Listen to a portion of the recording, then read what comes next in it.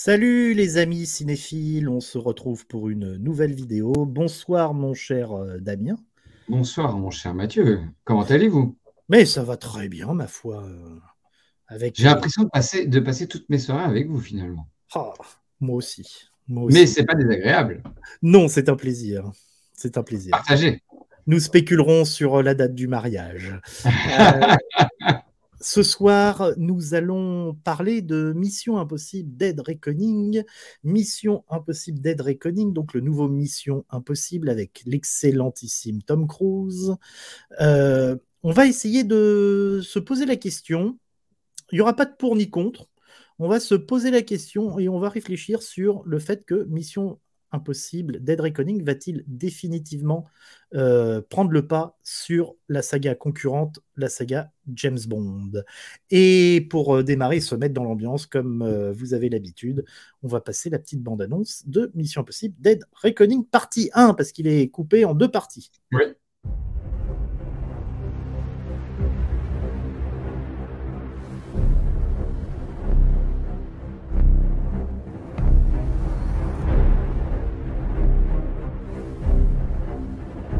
L'époque où vous défendiez un soi-disant intérêt supérieur est révolue.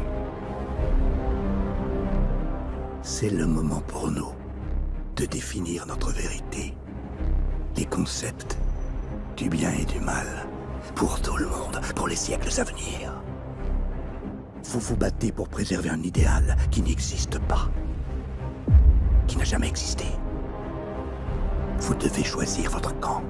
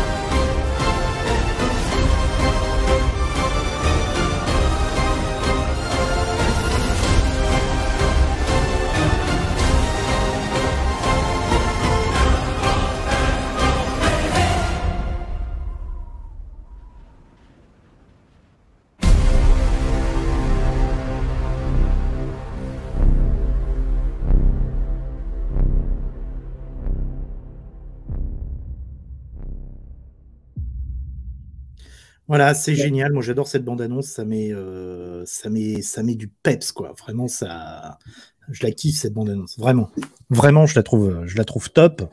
Euh, Moi, je vais commencer directement avant de te demander ton avis. Vas-y, Euh, vas-y. Très honnêtement, quand je vois cette bande-annonce, en sachant ce qu'on a connu depuis Mission Impossible 4, en faisant le parallèle avec depuis 2015 avec Spectre et Mourir peut attendre de la saga James Bond, je me dis que la bande-annonce là, pour moi, c'est le James Bond parfait, le film d'action, espionnage, de divertissement moderne qu'on rêverait de revoir chez James Bond. Je ne sais pas ce que Je... tu en penses. Vas-y, je Alors, te écoute, donne écoute, 100% d'accord là-dessus. je crois que de toute façon, nous sommes d'accord. Je pense que la période Daniel Craig a fait beaucoup de mal à la saga. Je n'irai pas jusque-là, mais Quand je vois cette bande-annonce, alors d'abord, revenons 2 secondes sur cette bande-annonce. oui. Elle prend avec une certaine légèreté, une certaine nostalgie pour le fan de James Bond que nous sommes, beaucoup de codes bondiens. C'est-à-dire qu'en fait, quand tu dis depuis quelques années, en fait, là, quand on voit ça, quand on voit cette bande-annonce, on se dit, mais mince, c'est James Bond. Enfin, je veux dire, la scène de course-poursuite avec la voiture jaune, c'est une Fiat, j'imagine, c'est une petite Fiat, ou je sais pas ce que c'est. C'est une petite Fiat Une 500 petite apparemment. Fiat 500 qui n'a pas fait le parallèle avec la 2 chevaux de Ah bah, Rien que pour vos yeux. c'est un remake moderne et qui a l'air vraiment top parce qu'on connaît la qualité des scènes d'action dans les Missions Impossibles. Oui, c'est un remake moderne de la course-poursuite dans Rien que pour vos yeux, oui. On est d'accord. Donc, en fait, ça fait appel à notre imaginaire et ça fait appel aussi, surtout à notre nostalgie en tant que fan de James Bond de Mission Impossible. La qualité des Missions Impossibles est. Moi, je considère que Mission Impossible, même depuis le 3, il y avait déjà eu quand même un autre level. Et tu vois, j'ai regardé, alors on n'avait pas spécialement prévu de parler de Mission Impossible là tout de suite maintenant, mais j'ai regardé Mission Impossible 1 cette semaine, c'est le hasard. Je me le suis refait et j'ai pris quand même beaucoup de plaisir. Je pense que pour moi, il n'y a que le 2 qui est vraiment, pour moi. J'ai jamais pris beaucoup de plaisir sur Mission Impossible 1. Moi, j'aime bien parce que Mission Impossible 1, c'est on enterre la série. On enterre la série et on en fait autre chose. On passe au cinéma et ça, c'est ça que j'ai bien aimé. Le 2, c'est une romance, excuse-moi, je ne sais pas si on peut dire ça sur YouTube, mais c'est une romance à la con. Je trouve que même, à part Tom Cruise, Ethan Hunt, qui est vraiment très bon, qui est toujours bon de toute façon, moi je ne vois pas un film où il est mauvais de toute façon. Qu'on l'aime ou qu'on ne l'aime pas, il faut tout de même reconnaître que c'est un grand travailleur et qu'il est toujours très efficace dans tout ce qu'il fait. Et je pense que c'est un showman et je pense que c'est quelqu'un qui cherche. Quand on voit ses déclarations sur Top Gun 2, excuse-moi, c'est quelqu'un qui cherche à l'entertainment, qui veut faire plaisir et qui est un grand fan de cinéma et qui veut faire plaisir au public et qui veut donner au public ce que le public attend. C'est quand même la définition de quelqu'un qui fait du cinéma. Tout ce qu'on disait dans une précédente vidéo sur No Way Home, tout en donnant un spectacle de qualité totale sur tous les aspects. Je ne peux qu'être d'accord avec toi. Et d'ailleurs, c'est ce que j'ai dit quand on a parlé de No Way Home. Si tu me demandes de choisir entre les Marvel et Mission Impossible, je prends Mission Impossible. Je veux dire, le boulot qui a été fait par, comment il s'appelle, le Christopher McQuarrie. Non, Christopher McQuarrie, c'est à partir du 5. Mais Abrams, dans le 4, dans Protocole Fantôme. Abrams, c'est Mission Impossible 3 et c'est Brad Bird dans le 4. Ah, alors excuse-moi, donc je confondais. Mais même, moi, j'ai beaucoup aimé le 3. Les scènes au Vatican, tout ça, moi, j'ai vraiment beaucoup aimé. Le 3, donc, le 3 alors, il n'est pas aimé. Philippe Seymour Hoffman, il est quand même formidable, excuse-moi. Le 3 est assez décrié. Moi, je l'ai revu il y a peut-être un an. Moi, je prends toujours beaucoup de plaisir devant le 3. Alors oui, il y a des longueurs, oui. L'histoire d'amour avec sa femme, etc., on s'en fout. C'est gnangnan, c'est long. Il y a de super scènes d'action. Philippe Seymour Hoffman, effectivement, est top. Alors, les critiques, je me rappelle, à la sortie, disaient oui, la mort du grand méchant est ridicule, etc. Moi, je la trouve plutôt réaliste et plutôt surprenante, pour le coup. Oui, moi, je suis entièrement d'accord avec toi. Et moi c'est le passage au Vatican où vraiment je prends mon pied dans... Bah, t'as le Vatican, t'as la scène d'hélicoptère. Enfin, on va pas refaire Mission Impossible. Oui, on va pas refaire le film. Mais le 4, c'est vrai que le 4, il y a eu un vrai tournant. Dans le 4, il y a un vrai tournant. En fait, ils cherchaient leur recette jusqu'au 3. Et à partir du 4, ils ont trouvé la recette. Exactement. Et là, il faut être honnête qu'après, ça a été un festival. Je veux dire, Rogue Nation, Fallout, c'est la première fois que je vais même voir un film. J'aime pas tout le monde sait que j'aime pas les versions originales. Et Fallout, pour ne pas attendre une journée de plus, j'ai été le voir en VOST parce que l'avant-première était en VOST. Et vraiment, moi, je suis très impatient de voir ça. Alors, Fallout. Et je veux juste finir sur un truc, excuse-moi. Je pense que Tom Cruise prend la place qui est vacante. Et pour faire un parallèle avec James Bond, on a laissé, pour moi, clairement, la période Craig a laissé clairement la place à quelque chose depuis Spectre. Oui et non, parce qu'en fait, si tu regardes bien, on a perdu ce côté fun de James Bond que beaucoup de gens aiment et que moi j'aime depuis le départ de Brosnan. Malgré les outrances de Meurt un autre jour, malgré plein de choses et malgré le succès malgré la niaiserie du monde ne suffit pas. Je pense que nous avons bugué. J'ai cru entendre la niaiserie du monde ne suffit pas. Oui, quand tu parles d'un chef-d'œuvre, j'aimerais bien que tu le respectes. Je le dis. Ça serait pas mal. Mais tu vois ce que je veux dire, je pense qu'en fait, la place a été vacante. Malgré les succès de Casino Royale et de Skyfall, excuse-moi, ce n'est plus le James Bond des années 90 avec Brosnan. Ce n'est plus le James Bond des années 80 des années 70 et 80 avec Moore. Ce n'est plus le James Bond que moi, personnellement, j'aime. Donc, du coup, en fait, Tom Cruise, je pense qu'en fait, il s'est mis dans la brèche. Et Moi, je le dis clairement, je ne sais pas comment va devenir la saga, je ne sais pas ce que. On fera certainement une vidéo prochainement sur les rumeurs, tout ça. Mais si James Bond doit devenir n'importe quoi, ben, au moins on a une valeur refuge, et la valeur refuge s'appelle Mission Impossible à mes yeux. Aujourd'hui, alors j'attends toujours les James Bond. J'avoue que là, Mourir peut attendre m'a vachement calmé. Oui, Euh, moi aussi. et je dois avouer que les missions impossibles aujourd'hui, je les attends quasiment plus que les James Bond et je les attends comme des dingues, comme un dingue. Par contre, Et bon, si attention, je vais- quand tu regardes Mission Impossible, les mecs, ils y vont, hein, ils produisent du film. Oui, oui, Ils oui. sont pas avec un dédain. J'ai l'impression quand même que Broccoli, Barbara Broccoli et Michael J. Wilson ont un certain dédain vis-à-vis de la franchise, à se demander s'ils l'aiment. Moi, je me pose la question parce que, attends, quand on produit un film tous les 6 ans, il y a un moment donné, ça pose Un problème. dédain, un dédain non, je pense qu'ils ne savent plus trop où ils vont et qu'ils essayent de. Aujourd'hui, en fait, elle essaye toujours de faire du renouveau tout le temps.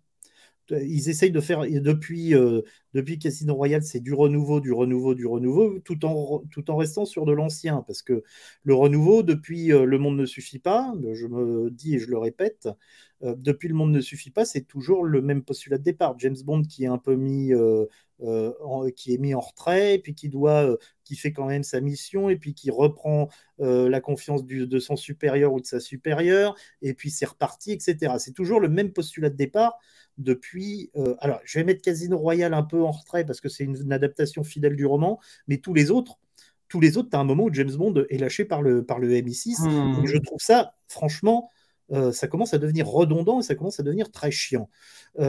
Mais pour moi, le côté qui fait que aujourd'hui j'attends plus un Mission Impossible qu'un James Bond, c'est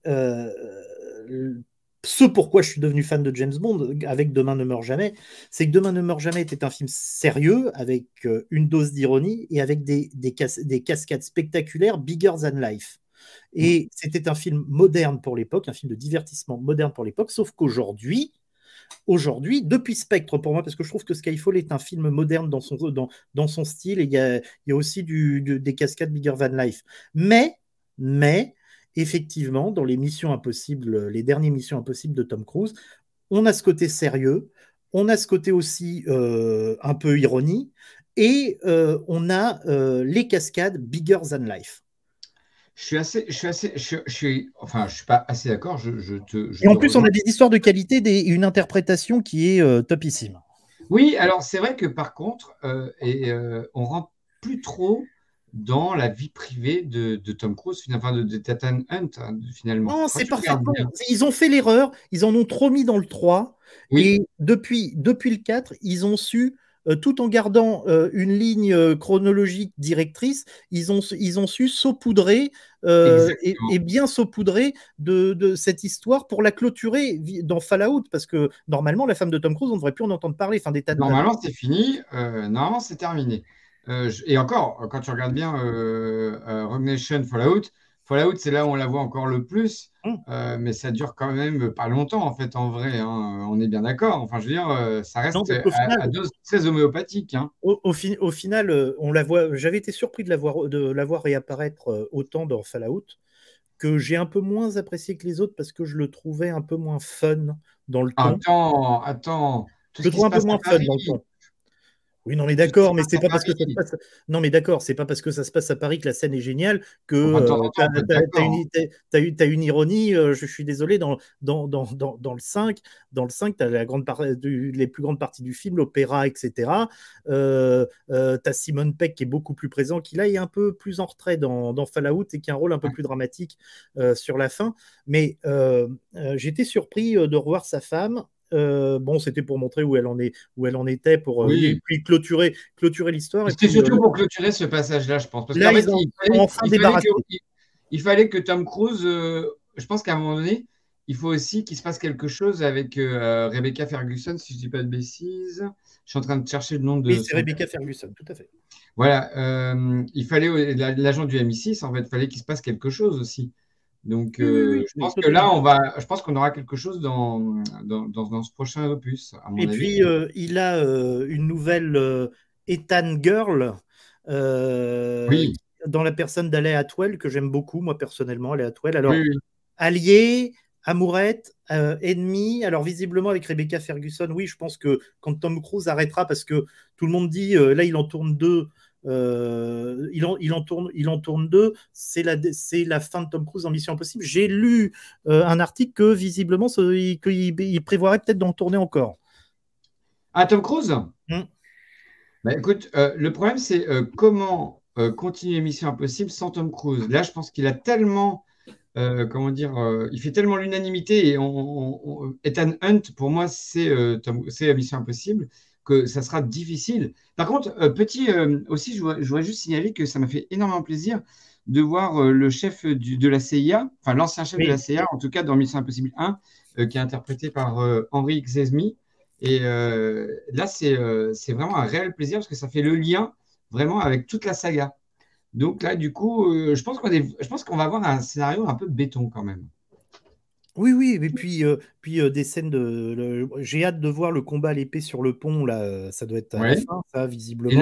Et aussi avec le train qui tombe dans le Oui, vide. qui visiblement va être la grosse scène d'action Ouais, principale du film, cette ouais. scène avec le train.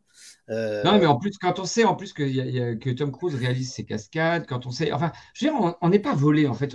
Le budget pour un Mission Impossible, le prochain, c'est 290 millions d'euros. Quand tu vois le budget, alors c'est vrai qu'il y a eu le Covid et tout, mais de Mourir peut attendre, tu te dis, mais où est-ce qu'ils ont mis le pognon, mis à part dans le salaire à Daniel Craig? Qu'elle est vilaine avec Mais, Daniel non, Craig. mais Elle est La vilaine. question, la question est posée. Quand tu regardes Mourir peut attendre, effectivement, tu as des scènes qui sont grandioses, on remplit un peu Ça près les manque de cases. spectaculaire, je trouve. Ça manque de spectacle. Mais même la course-poursuite à Matera, excuse-moi, moi j'ai toujours dit que je la trouvais décevante. Alors c'est vrai qu'on avait Moi quasiment aussi. tout vu. Moi aussi. Non, mais on avait quasiment tout vu, mais je la Et oui, trouvais mais quand même. parce qu'il n'y a pas, il y a pas grand-chose. Les deux seuls trucs qui sont spectaculaires, c'est le saut en moto qui est spectaculaire. Oui. Le saut en moto est spectaculaire. La scène où tout le monde tire sur la bagnole. Le saut du pont, c'est spectaculaire, mais ça reste qu'un saut de pont avec une corde. Oui. C'est vrai que ça donne bien et c'est relativement et c'est très joli. Et puis oui, comment dire, l'action Oui. circulaire avec l'Aston Oui. Martin qui est très jolie graphiquement. J'adore cette scène en plus, hein, Oui, vraiment. moi aussi. Vraiment, elle est vraiment intense. Et même la musique que je critiquais pas mal, la musique colle bien. J'aurais préféré que ça pétara dans James Bond Theme, mais ça, c'est ma petite Madeleine de Proust de fan. C'est Je suis un normal. peu frustré là-dessus, mais ça colle bien et j'aime beaucoup ce passage-là. Mais c'est intrinsèquement parlant pas spectaculaire. C'est joli, ça fonctionne, mais c'est Oui. pas une cascade spectaculaire. C'est On pas est le d'accord. saut entre deux immeubles dans Demain ne meurt jamais.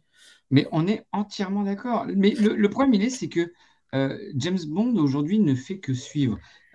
C'est-à-dire qu'en fait, quand tu regardes Mourir peut attendre, le seul instant de bravoure, je trouve, de James Bond, c'est la scène quand même de l'escalier. Je veux dire, hormis ça, où est-ce que c'est un grand agent secret? Où est-ce que c'est un film d'action? Vraiment, la question, mis à part la scène de l'escalier, euh, Bah oui, c'est parce que Tom Cruise, on peut en dire ce qu'on veut, mais il y va. On le voit courir, on le voit sauter partout, on le voit, il est à l'écran. Daniel oui, Craig, mais alors c'est vrai que c'est son dernier. et ce qu'on voit à l'écran, c'est spectaculaire. Mais comme disait Laurent Perriot lors de la sortie de Mourir peut attendre sur, il me semble, BFM TV, il disait, je pense que Daniel Craig est le meilleur acteur que Barbara Broccoli ait recruté en tant que James Bond, parce que c'est un acteur qui est vraiment un acteur dramatique, qui fait des films indépendants, qui fait toutes sortes de rôles. C'est un C'est sûr qu'on excellent avait acteur. qu'un- Mais c'est sûr qu'on avait qu'un- la contrepartie, c'est qu'un acteur de sa trempe, en plus avec le succès de Skyfall qui l'a fait monter, poum. Le problème d'un acteur dramatique, c'est qu'après, eh ben, il veut jouer, il veut faire de l'art dramatique. C'est ça. Et soit on aime, soit on n'aime pas. Moi, personnellement, La deuxième partie de Mourir peut attendre, je l'ai dit 1000 fois, me laisse de marbre totalement. Spectre, je m'avais laissé de marbre aussi. Et je prends énormément de plaisir sur les Missions Impossibles. Voilà, c'est tout. Exactement. Ah ben moi si on me pose la question, je prends beaucoup plus de plaisir sur les 3 derniers Missions Impossibles que sur. Alors, j'ai toujours un peu. Je mets quand même à part Casino Royale et Skyfall. Spectre, je ne le déteste pas. Après, bon, Quantum, je le déteste pas, mais en fait, je veux dire, pour moi, Mourir peut attendre a tellement été, pour moi, le pire film de la saga. C'est-à-dire qu'en 60 ans, on a réussi à faire quand même quelque chose qui est. Je n'irais pas dire que c'est le pire, mais la deuxième partie. C'est quoi, pour toi, c'est quoi le pire? Le pire que ça, c'est quoi? Je vais me faire des ennemis. J'ai horreur. Je n'aime pas les diamants sont éternels. Moi, personnellement, c'est celui que je mets en dernier. Moi. Malgré la présence de Charles Gray, tu le sais, ça. C'est interdit de dire du mal. Je salue notre ami Joe Cannon. Oui, c'est vrai. Mais non, moi, mis à part Rien que pour vos yeux, qui franchement me laisse pantois comme film depuis toujours. J'ai dû le voir. C'est celui que j'ai vu le moins avec Mourir peut attendre. Et Mourir peut attendre, excuse-moi, c'est ce qu'il y a de pire en James Bond qu'on ait pu nous servir. C'est n'importe quoi. Mais on l'a dit 1000 fois. Alors certes, on est sur une nouvelle chaîne, alors c'est bien de le répéter. Pour ceux qui nous suivent de l'ancienne chaîne, vous connaissez bien nos avis tranchés là-dessus. Donc on attend énormément Mission Impossible, Dead Reckoning. Tu es d'accord avec moi pour Ah oui, là je te rejoins complètement. Dites-nous en commentaire ce que vous en pensez, si vous êtes d'accord avec nous, parce que là pour le coup on est tous les deux d'accord.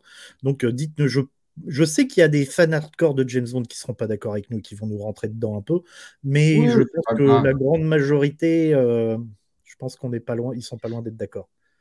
Je pense aussi, je pense qu'il y a beaucoup de gens qui le disent, qui veulent pas le dire trop fort parce que bon, bah, on reste des fans de James Bond, hein, mais on prend quand même beaucoup de plaisir à aller voir Mission Impossible. En tout cas, beaucoup plus qu'on en a pris sur le dernier film. Mais nous, au moins, on a l'honnêteté de le dire. Et oui, ça, c'est important. C'est important. En tout cas, merci mon petit Damien. Merci mon petit Mathieu. Pour cette nouvelle vidéo. Et je vous remercie aussi de nous suivre. Et abonnez-vous à notre chaîne YouTube si ça vous plaît. Mettez un petit like, ça fait toujours plaisir. Et puis dites-nous en commentaire votre avis sur Mission Impossible. On répondra à tous les commentaires. On répond à tous les commentaires. Et puis, pensez à vous abonner à la newsletter. Et comment on fait pour s'abonner à la newsletter, mon cher Mathieu? Eh bien, c'est pas compliqué. Il suffit de prendre. Merci, Maryse. Il suffit de prendre à l'écran, vous voyez, planète007 officiel@gmail.com. Vous nous envoyez un petit mail et puis on vous inscrit à la newsletter. Et vous connaîtrez toutes les activités de Planète 007 officiel sur Instagram, sur Facebook, sur Twitch. Ça démarre fort Instagram en plus. Ça a démarré très fort, Instagram. Et YouTube a bien démarré et j'en suis très heureux. Je savais que nous étions très attendus. Donc, et visiblement, nous n'avons pas déçu. La qualité est là. Merci beaucoup. Pardon ? Allez, bonne soirée. La qualité. Ah, la qualité, la qualité, la qualité. Allez, bonne soirée. Allez, et à bientôt. Salut, bonne soirée. Ciao. Allez, ciao.